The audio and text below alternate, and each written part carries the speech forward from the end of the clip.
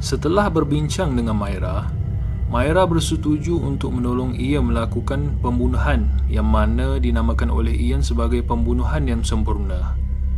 Pada 12 Julai 1963, Myra memandu van di sekitar jalan Manchester sambil Ian mengikutinya dari arah belakang dengan motor. Sekiranya ia menjumpai mangsa yang sesuai, dia akan menyalakan lampu motor untuk memberikan isyarat pada Myra agar dia dapat memujuk mangsanya itu untuk naik ke dalam van bersamanya. Korban mereka yang pertama ialah seorang budak perempuan berusia 16 tahun bernama Pauline Reed. Myra mengenali Pauline kerana Pauline ialah rakan sekelas adiknya iaitu Maureen. Dengan itu agak senang untuk Myra memujuk Pauline naik ke dalam van dengannya. Pauline yang ketika itu sedang menuju ke tempat tarian menaiki van apabila Myra mengatakan yang dia boleh menumpangkan Pauline ke tempat tarian itu. Tetapi dalam perjalanan, Myra meminta bantuan Pauline untuk sama-sama mencari sarung tangannya yang hilang di Saddleworth Moor. Pauline pun bersetuju untuk singgah di Moor dulu. Tapi apa yang dia tidak perasan, Ian slow-slow mengikuti mereka dari arah belakang. Sampai di Saddleworth Moor, mereka mulakan pencarian sarung tangan yang dikatakan hilang itu, dan pada waktu itu sudah pun senja. Tidak ramai kenderaan yang lalu di tempat itu kerana ianya amat gelap dan sunyi bila malam tiba. Ketika sedang mencari sarung tangan, Ian perlahan-lahan mendekati Pauline bersama cangkul di tangannya. Dengan sekelip mata, ia melibas cangkul itu ke arah Pauline berkali-kali. Dikatakan leher Pauline hampir putus kerana Ian menyasarkan mata cangkul itu betul-betul ke arah tengkuknya. Pauline menggelupur ke tanah dan mati di tempat kejadian. Setelah Pauline betul-betul tidak bergerak, ia melepaskan nafsu peliknya dengan merogol mayat Pauline sehingga dia puas. Malangnya buat anak perempuan itu apabila mayatnya turut ditanam di situ.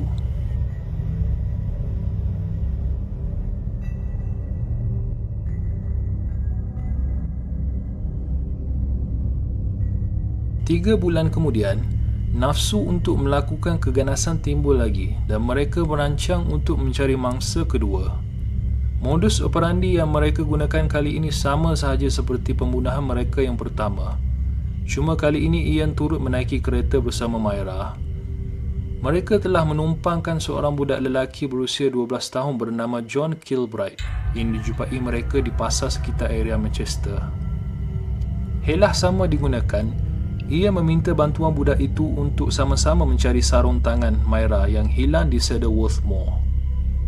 John dengan rela hati menghulurkan bantuan sebagai tanda terima kasih pada pasangan itu yang dikatakan sudi menumpangkan dia pulang ke rumahnya.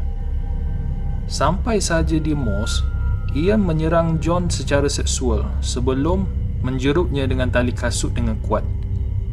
John yang tidak terdaya untuk melawan mati di tangan Ian.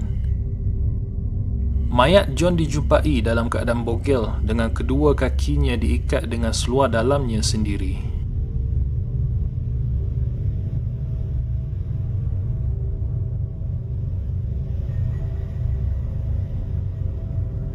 Oleh kerana prosedur mereka menjadi dan tiada siapa pun yang perasan pelakuan jenayah yang dilakukan, ini membuatkan mereka ketagih untuk melakukan pembunuhan lagi. Pada 16 Jun 1964, pasangan itu telah memperlawa seorang budak lelaki berusia 12 tahun iaitu Keith Bennett ke dalam van mereka.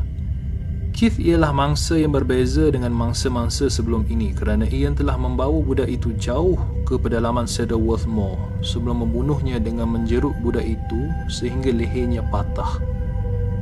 Dikatakan Ian turut merogol mayat Keith sebelum menanamnya di pedalaman itu. Apa yang menyedihkan ialah sehingga sekarang mayat Keith Bennett masih belum dijumpai oleh pihak berkuasa.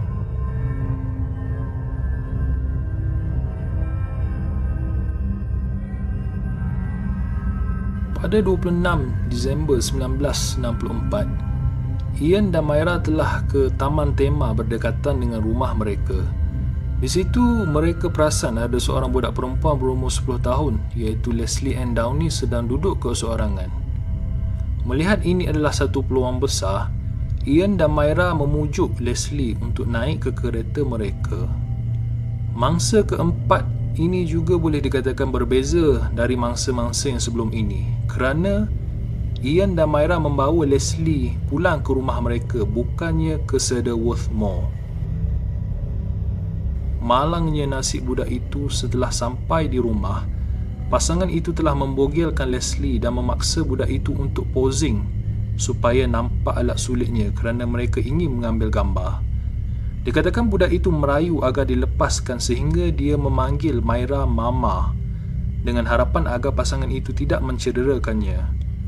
Walau bagaimanapun, budak perempuan berumur 10 tahun itu tetap dirogol sehingga puas sebelum dibunuh oleh mereka. Mayatnya pula ditanam di Cedarworth Mall dalam keadaan bugil.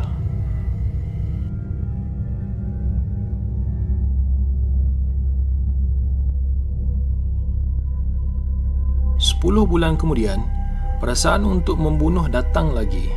Tapi apa yang mereka tidak tahu ialah kali ini perancangan mereka akan memakan diri.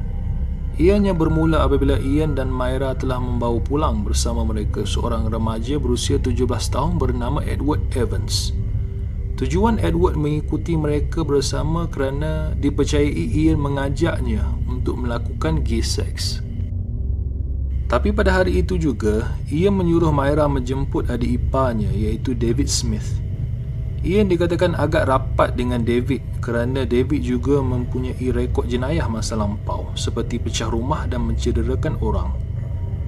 Melihat kepada latar belakang David, Ian merasakan adik iparnya itu mempunyai potensi untuk melakukan jenayah bersamanya.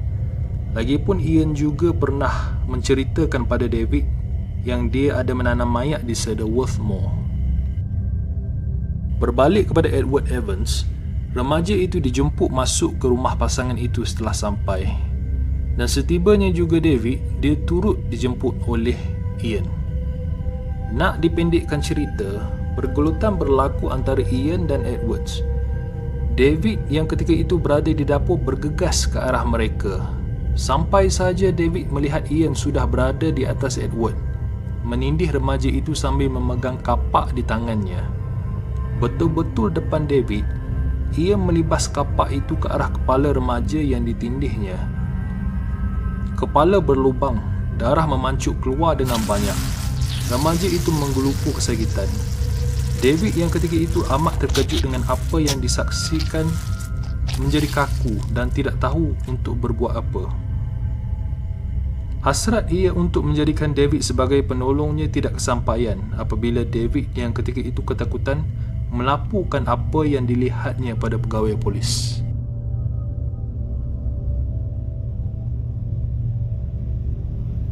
Sejurus menerima laporan daripada David, pihak polis datang menyerbu rumah pasangan itu dan mereka menjumpai mayat Edward Evans yang disorok di tingkat atas. Ia berada didapati bersalah atas kesalahan membunuh bersama pasangannya Myra Hindley yang turut didakwa di mahkamah kerana bersubahat. Oleh kerana pada era itu hukuman mati dimansuhkan, maka kedua-dua pasangan itu dijatuhi hukuman penjara seumur hidup. Dan dari 4 mayat yang ditanam di Cedarworth Mall, hanya 3 sahaja yang berjaya dijumpai oleh pihak berkuasa, iaitu mayat Pauline, John dan Leslie Ann Downey. Sehingga kini, mayat Keith Bennett masih belum dijumpai. Apa yang menyedihkan ialah ibu kepada Keith Bennett iaitu Winnie merayu kepada Ian agar memberitahu di mana lokasi anaknya ditanam.